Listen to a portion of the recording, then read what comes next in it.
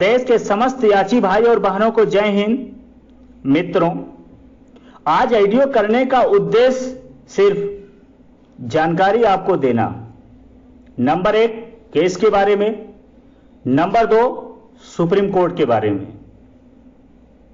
उसका मेन कारण है कि सिंगल बेंच से और डबल बेंच से भी हमें आपको निराशा मिल चुका है। तो हमारे लिए दो ही ऑप्शन है। पहला ऑप्शन कि हम घर बैठ जाएं। जब तो आप घर बैठ जाते हैं तो कुछ भी नहीं मिलेगा, कुछ भी हासिल नहीं होगा। जो हमारा आपका सपना है वो सपना ही रह जाएगा। दूसरा ऑप्शन हमारे आपके लिए माननीय सर्वोच्च न्यायालय दिल्ली। हम प्रयास करते हैं, कोशिश करते हैं, तो पूरा आशा है हमें आपको वर्दी मिलने का। क्योंकि आज तक जो भी माननीय सर्वोच्च न्यायालय दिल्ली का शरण लिया है पुलिस भर्ती से, कोई भी निराश नहीं लौटा है। लेने कुछ गया, मिल कुछ गया। मतलब थोड़ा बहुत आशा करके गया और जितना आशा था उससे कहीं ज्यादा उनको मिला सीटें। तो हम ये कह सकते हैं कि माननीय सर्वोच्च न्यायालय दिल्ली से आज तक कोई निराश नहीं लौटा है। लेकिन माननीय सर्वोच्च न्यायालय दिल्ली वही जाता है जो हाई कोर्ट से राहत नहीं मिलता है। यह भी सच्चाई है। तो हमें आपको माननीय उच्च न्यायालय इलाहाबाद से राहत नहीं मिला है, तो हमारे आपके लिए अंतिम रास्ता सुप्रीम कोर्ट है। अब हम सुप्रीम कोर्ट के बारे में आप लोगों को अवगत कराना चाहता हूं, क्योंकि हाई कोर्ट से सुप्रीम कोर्ट में बहुत अंतर है। मित्रों, कुछ अधिवक्ताओं से मुलाकात हुआ, अपने केस पे चर्चा हुआ, जैसे जूनियर अधिवक्ता दानिश जुबेर जी से, जूनियर अधिवक्ता पुरुषोत्तम जी से। क्योंकि जो ड्राफ्टिंग होता है केस का, वो वहां का रूल है कि जूनियर अधिवक्ता ही करवाते हैं। पहली चीज, फाइनल बहस के लिए इंगेज किया जाता है सीनियर अधिवक्ता। बहुत ज्यादा सीनियर अधिवक्ता हैं। आपके केस के हिसाब से, किस बेंच में आपका केस जा रहा है, उसी हिसाब से सीनियर अधिवक्ता एंगेज किए जाते हैं। सीनियर अधिवक्ता से भी मुलाकात हुआ जूनियर अधिवक्ता के थ्रू, क्योंकि डायरेक्ट आप सीनियर अधिवक्ता से नहीं मिल सकते हैं। यह सुप्रीम कोर्ट का सिस्टम है और हाई कोर्ट का ऐसा नहीं है। आप यहां सीनियर अधिवक्ता से डायरेक्ट मिल सकते हैं, लेकिन सुप्रीम कोर्ट में ऐसा नहीं है। क्योंकि जजमेंट ओपन होने से पहले इसीलिए हम सुप्रीम कोर्ट जाके जानकारी लेना चाहते थे कि वहां का सिस्टम क्या है। आप जब तक सिस्टम को जानोगे नहीं तब तक कैसे कार्य कर पाओगे। और अनजाने में कोई भी कार्य किया जाता है तो सफलता मिलने का चांस कम होता है। लेकिन जब सारी जानकारी आप जुटा के प्रयास करते हो, कोशिश करते हो, तो सफलता मिलने का चांस बहुत होता है। इसलिए हम वहां जाके समय दिए, वक्त दिए, जो काफी जानकारी मिला और अपने केस के बारे में पूरा डिटेल बताया गया, सारे डॉक्यूमेंट दिखाया गया। तो सब कुछ दिखाने के बाद जो परिणाम निकला वो संतोषजनक है कि वहां से राहत मिलना 100% कन्फर्म है। और आज तक का इतिहास है कि वहां से कोई निराश नहीं लौटा है। अब मखीजा मैडम से संपर्क किया गया है, जिनका पूरा नाम बीभा दत्त मखीजा है, लेकिन लोग शॉर्टकट में मखीजा मैडम कहते हैं। कपिल सिब्बल साहब से मुलाकात तो नहीं हुआ, लेकिन उनके बारे में चर्चा जरूर हुआ आगे इंगेज करने के लिए। क्योंकि आपको हमको या तो केस एक्सेप्ट कराना है तो एक बहुत बड़ा चेहरा होना चाहिए। और खासकर कपिल सिब्बल साहब टॉप 5 के सुप्रीम कोर्ट के अधिवक्ता हैं, जो उनका हमारे केस में फर्स्ट हेयरिंग में रहना बहुत ही इंपॉर्टेंट है। बाकी विभा दत्त मखीजा जी को हम लोग, क्योंकि वो पुलिस का कोई भी मैटर हो उसमें उनका बहुत योगदान रहता है केस को जिताने के लिए, तो वो तो हमारे केस में रहेंगी। बाकी कपिल सिब्बल साहब रहेंगे। हम 2 सीनियर और 2 जूनियर दानिश जुबैर जी और पुरुषोत्तम जी को रखेंगे। ये 4 अधिवक्ता के साथ हम शुरुआत करेंगे। दानिश जुबैर जी ये 2011 एसआई जो सेम मैटर था इन्हीं के द्वारा ड्राफ्टिंग किया गया था और परिणाम जो है याचिकाकर्ता के पक्ष में गया था। तो पूरा मुलाकात किया गया, अपने केस पे चर्चा किया गया, बहुत कुछ जानकारी जुटाया गया, जो समय दिया गया उससे बहुत कुछ सीखने को मिला। और यही हमारा मकसद था कि पहले जाके जानकारी जुटाना, वहां के सिस्टम के बारे में, वहां के अधिवक्ता के बारे में, कोर्ट के बारे में सारी जानकारी जुटाया गया। ये सारी चीजें हो गए वहां के बारे में। अब हम आपको केस के बारे में, क्योंकि केस के बारे में तमाम अफवाहें हैं, तमाम लोग का यही तो काम ही रहता है, लेकिन फिलहाल छोड़िए, इसको लेके भी बहुत तमाम प्रकार के राय हैं, ये वो तामझाम पूरा। देखिए, सिंगल बेंच में या डबल बेंच में, मेरा मकसद साफ था कि हम वेटिंग लिस्ट के लिए नहीं जाएंगे। कभी भी वेटिंग लिस्ट के लिए ना तो हम कहे हैं और ना तो संभव है। चाहे वो सर्वोच्च न्यायालय दिल्ली हुआ, चाहे माननीय उच्च न्यायालय इलाहाबाद, कहीं भी वेटिंग लिस्ट के लिए प्रोविजन नहीं है और ना कोर्ट इसे एक्सेप्ट करता है और ना हमारे आपके रूल में वेटिंग लिस्ट का प्रोविजन है। तो एक तरह से हम कह सकते हैं कि किसी का होगा मनसा, वो तो हम नहीं जानते हैं, वो उनके जानकारी पे निर्भर करता है कि मेरिट डाउन करने का कोई भी प्रोविजन नहीं है। ना तो कोर्ट इस पक्ष में रहता है और ना आपके हमारे रूल में है। नंबर 1 हो गया। दूसरा जो ऑप्शन है वो रूल कि रूल 15G, रूल 15F ये बाधा है और इन्हीं के द्वारा जो सीटें बचा हुआ है। रूल 15G का मतलब होता है मेडिकल में जो बची हुई सीटें हैं वो। रूल 15F का मतलब है वेरिफिकेशन में बची हुई सीटें वो। ये टोटल जो वैकेंट सीटें हैं ये हमारा आपका हक है, ये चीजें हमें आपको चाहिए। लेकिन आप रूल को चैलेंज करेंगे सुप्रीम कोर्ट में तो 90 और 10 का चांस रहेगा। 90% कुछ भी हो सकता है, 10% हमारे आपके फेवर में जा सकता है। तो दोनों चीज आपको बता दिया गया कि रूल के सहारे, वेटिंग लिस्ट के सहारे और कैरी फॉरवर्ड के सहारे आप सुप्रीम कोर्ट जाने में रिस्क है। अब हम आपको ऐसा कोई ऑप्शन देखना चाहिए कि जिसमें हमें आपको सफलता मिले, जो हमारा चर्चा हुआ। क्योंकि आप भी जानते हैं, क्योंकि लगभग 3 वर्षों से आप लोग इस भर्ती के बारे में सुनते आए हैं, कुछ ना कुछ एक भावी सिपाही हैं, जानकारी भी रखते होंगे। तो भर्ती बोर्ड के द्वारा तमाम गलतियां किया गया है। आप ये भी जानते हैं कि हम आप आर्डर को चैलेंज करेंगे, एडिशनल चीजें उसमें नहीं जोड़ सकते हैं, ये भी कंफर्म है।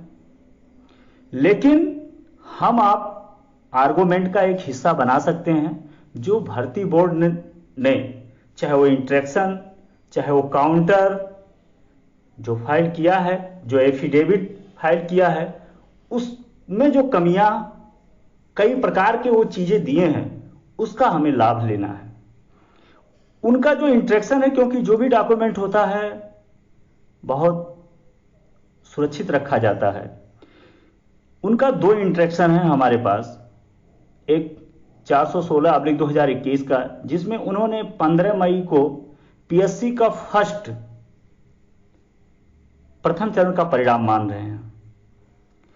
एक और इंटरेक्शन है, वो प्रथम चरण का परिणाम 21 मई को मान रहे हैं। दोनों में काफी डिफरेंट हो गया। तीसरा चीज, आप जानते ही होंगे, द्वितीय चरण का परिणाम जो उन्होंने माना है वो 23 जनवरी 2019 का मांगा है। मतलब ये कह सकते हैं कि हमारा आपका जो भर्ती है वो 23 जनवरी 2019 को कंप्लीट हुआ, उसके बाद कोई विज्ञापन नहीं आया। ये ठीक है, लेकिन उनके अनुसार जनरल की सीटें 1366 23 जनवरी 2019 को भरा गया, लेकिन उनके द्वारा जो फर्स्ट काउंटर दिया गया है 23 जनवरी को, जो द्वितीय चरण का परिणाम मान रहे हैं, उसमें ओबीसी का भी मेरिट डाउन हुआ 396 से 395.97, एससी का भी मेरिट डाउन हुआ 377.1 से 377.07, और जनरल का भी मेरिट डाउन हुआ, आप लोग जानते ही होंगे। तो कई जगह अलग अलग परिभाषित किए हैं। हर काउंटर, हर एफिडेविट, हर इंटरेक्शन एक सेम नहीं है। ये सारी चीजें और जो हम लोग बेस बना के घुसेंगे वो बहुत ही स्ट्रांग है। 100% एक्सेप्ट होने से कोई रोक नहीं सकता है। उसका प्लानिंग चल रहा है और 80% हमारा कार्य हो भी चुका है। ड्राफ्टिंग का कहां कराया जा रहा है, किससे कराया जा रहा है, ये गोपनीय है। 20% सिर्फ जजमेंट ओपन होने का इंतजार है। जिस दिन हुआ उसके दूसरे या तीसरे दिन रीट दाखिल हो जाएगा और डायरी नंबर आने में मुश्किल से 5 से 6 दिन लगेगा। हमारा पूरा मनसा है कि अगस्त में रीट एक्सेप्ट हो जाए। जो हम आप चाहते हैं कि 90 दिन में हमारा आपका परिणाम घोषित हो, तो हमें आपको तेजी से कोशिश करना होगा। ये सारी चीजें हैं, तमाम कमियां हैं, और तमाम चीज इकट्ठा करके एक जो अपील दाखिल किया जाएगा लगभग हजारों पेज का हो सकता है। तो उस पर चर्चा चल रहा है। अब इस बीच तमाम प्रकार के लोग हैं, तमाम प्रकार के मानसिकता रखते हैं, तो हम आप किसी को रोक नहीं सकते, स्वतंत्र हैं, लेकिन हम आप सही और गलत का अंदाजा लगा सकते हैं। इसलिए जो भी कुछ अफवाहें उड़े उसे आप लोग इग्नोर जरूर करिए, क्योंकि दर्द उसी को होता है जिनको घाव रहता है। मित्रों, प्रयास तो इतना किया गया था डबल बेंच में कि आपसे शब्दों से हम व्यक्त नहीं कर सकते हैं। जजमेंट आने दीजिए, कोई छोटा मोटा जजमेंट नहीं रहेगा। अपने अधिवक्ता को इतना ब्रीफ किया गया था, सारी बातें इतना बताया गया था कि आपको हम कह नहीं सकते। तो चलिए परिणाम नहीं आया तो सारा चीज व्यर्थ हुआ, लेकिन कोशिश में कमी नहीं हुआ था। बाकी हम आप सुप्रीम कोर्ट एक बेहतर रणनीति के साथ और बेहतर तैयारी के साथ जाएंगे, लेकिन वेटिंग लिस्ट के लिए या नियमावली को लेके या कैरी फॉरवर्ड को लेके ये मेन फोकस इस पे नहीं होगा। चौथा फोकस प्लानिंग चल रहा है, सारी चीजें बता ही दिए हैं। भर्ती बोर्ड ने क्या गलती किया है उस पे हम फोकस करके एक्सेप्ट कराएंगे, और जिस दिन एक्सेप्ट हो गया उसके बाद परत दर परत पे बहस होता रहेगा। 2 से 3 बहस में इंटरेक्शन कॉल करा ले गए तो 90 दिन से भी कम समय लगेगा फाइनल आर्गूमेंट होने में। ये सारे प्लानिंग है, वहाँ के सिस्टम, वहाँ से अधिवक्ता के बारे में सारी जानकारी जुटाया गया। अब बात आता है कि याची बनने का चार्ज क्या होगा और वहाँ के सीनियर अधिवक्ता हायर करने का चार्ज क्या होगा। वहाँ के जो सीनियर अधिवक्ता हायर करने इंगेज की बात है तो पर हेयरिंग चलता है। ऐसा नहीं है कि एक बार आप पैसा दे दो तो लगातार बहस करते रहेंगे जब तक आपका केस समाप्त नहीं हो जाता। ये सिस्टम हाई कोर्ट में है लेकिन सुप्रीम कोर्ट में नहीं है। वहाँ जो डेट लगता है 100% बहस होगा, चाहे कम हो या बेसी हो, और अधिवक्ता को आपको पैसा देना पड़ेगा। कोर्ट के हिसाब से आपको इंगेज करना पड़ता है सीनियर, किस कोर्ट में कौन बेहतर सीनियर है, किसका चलता है। ये सिस्टम है सुप्रीम कोर्ट का। तो हम आप मखीजा मैडम के साथ जाएंगे जिनका मिनिमम फीस 1.5 लाख से 2 लाख है पर हेयरिंग। दूसरा कपिल सिब्बल साहब का मिनिमम फीस 4.5 से 5 लाख रुपया है पर हेयरिंग। मतलब फर्स्ट हेयरिंग में लगभग 6 से 7 लाख रुपया सीनियर इंगेज करने में लग सकता है। अब दूसरी बात, जो रीट दाखिल होगा, क्योंकि सुप्रीम कोर्ट है, यहाँ कुछ भी संभव है, कुछ भी परिणाम आ सकता है। रहेगा तो याचिकाकर्ता के फेवर में, इसमें दो राय नहीं है। लेकिन यहाँ जो हाई कोर्ट का था कि हम कुछ नहीं कर सकते हैं, संवेदना आपके साथ है, ऐसा वहाँ कुछ नहीं है। वहाँ तो पूरे भारत का केस आता है, पूरे प्रदेश का नियमावली जानते हैं, पूरे भारत का समस्या आता है। तो ऐसा कुछ वहाँ होने वाला नहीं है। भर्ती बोर्ड ने गलत किया है तो 3528 सीटें भरा जाएगा, इसमें दो राय नहीं है। सिर्फ एक्सेप्ट हो जाए तो उनको एक एक सीट देना पड़ेगा। तो ये सारी चीज़ें हैं। तो वहाँ जो है कुछ भी हो सकता है। हम बता रहे थे कि याची जर्नल, वहाँ कुछ भी हो सकता है। इसलिए जो याची वहाँ बनने का जो चार्ज है लगभग 1700 से 1800 रुपया है और एक कैंडिडेट का।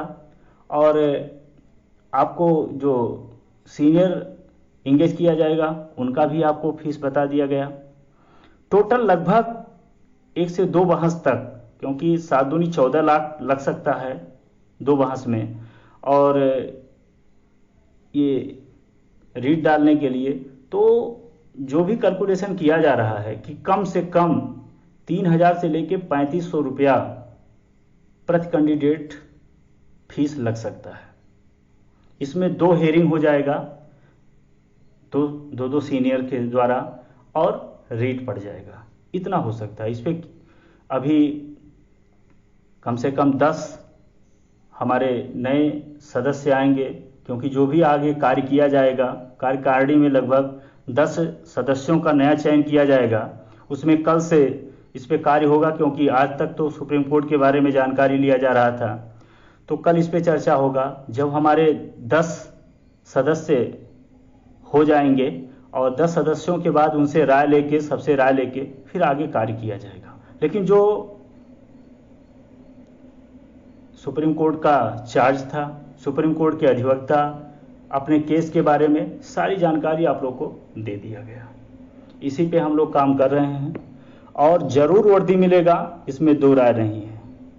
जो माननीय उच्च न्यायालय इलाहाबाद में निराशा जिसको मिलता है वही सुप्रीम कोर्ट जाता है, और सुप्रीम कोर्ट में सबको राहत मिलता है। आज तक कोई वहाँ से निराश नहीं लौटा है। बस हमें आपको रणनीतिक तौर पे कार्य करना होगा। बाकी तमाम लोग, तमाम विचारधारा के लोग हैं तो वो अपना काम करेंगे। हमें आपको सिर्फ वर्दी के लिए काम करना है और वो संघर्ष जारी है। जिस दिन, क्योंकि ड्राफ्टिंग का लगभग 80% काम हम करा चुके हैं, बाकी जैसे ही आता है पूरा, उसके बाद आगे काम चालू कर देंगे। जजमेंट ओपन होने का इंतजारी है। ये सारी चीज़ें हो गया। पूरी बातें आप लोगों को सुप्रीम कोर्ट के बारे में बता दिया गया। और जो नया सदस्य है कल से काम चालू हो जाएगा। हाँ, जो भी भाई इच्छुक हैं कार्य करने का, जो सदस्य नया, वो ज़रूर फ़ोन करें और कल से परसों भर में, और उसके बाद सबके सामने वो नाम रखा जाएगा और वो हमारे टीम के सदस्य होंगे। सदस्य का जो काम रहेगा वो हम पे खासकर नज़र रखेंगे। जो भी कार्य किया जाएगा वो पारदर्शी रूप से किया जाए, चाहे वो पैसे से लेके जो भी जहां खर्च किया जाएगा, कहीं भी कुछ गलती होता है तो वो सलाह दे सकते हैं और उनका जो भी विचार होगा 9-10 सदस्यों का, उस पर चर्चा करके कार्य किया जाएगा। ये सारी चीज़ें हैं। बाकी कल और ऑडियो के माध्यम से सारी चीज़ें आप लोगों को बताया जाएगा। ऑडियो थोड़ा विस्तार ज़्यादा हो रहा है, लंबा हो रहा है, मजबूरी था सारी बातें बताना इसलिए। और बाकी और सारी चीज़ें कल, क्योंकि सुप्रीम कोर्ट का और केस को लेके बताना था। बाकी जो ये सदस्य की बात है, कल इस पे भी निर्णय लेके आप लोगों को बता दिया जाएगा। और आज या कल तक कुछ ग्रुप नया बनाया जाएगा जो सुप्रीम कोर्ट का है, और इस पे कल तक सारा बात बताया जाएगा। आज का जो भी बात था वो आप लोगों को बता दिया गया।